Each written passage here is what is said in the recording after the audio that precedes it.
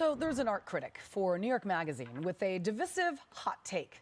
Pulitzer Prize winner Jerry Saltz writing this to his 603,000 followers. Quote, "If you know anyone who voted Republican, including friends and family, you should shun them. No need to even tell them that you are no longer communicating with them or why." Clearly, lots of reaction on social media to that post. One person responding, "You don't shun family members." Another, "Shame on you for pushing people in this way." And this propaganda divides us. Yeah, no kidding. Joe Concha, Fox News contributor and media columnist for The Hill. Did you see Chris Rock on his special? Did you happen to catch it? Because it was brilliant. Yeah, I watched the whole thing. And he made a lot of comments, you know, just attacking the left and the right. But one he mentioned, which I honestly didn't know where he was going at first, talking about how Ukraine is better off than the United States. He made such a poignant point. He actually said that Ukraine, they've been under war and attacked by Putin for a year, is more united than the United States. And that is a very sad fact. And it's because of people like this and politicians that are feeding into this BS.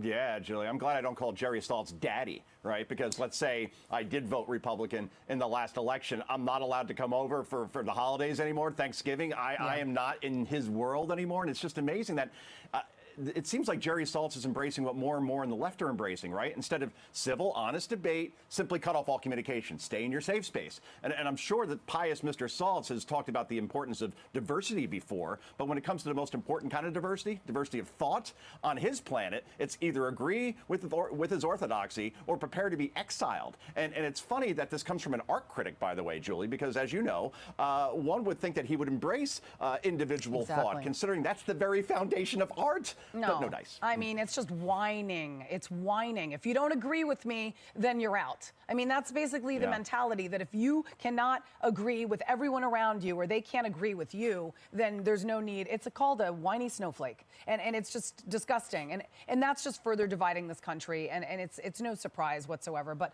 nonetheless, it's disappointing. I got to move on. There's this author and activist, Marianne Williamson, which up until about the last 24 hours ago, we had no idea who she was, but she actually happens to be the only Democrat officially in the running to be president in 2024. The White House not taking that too seriously, I guess.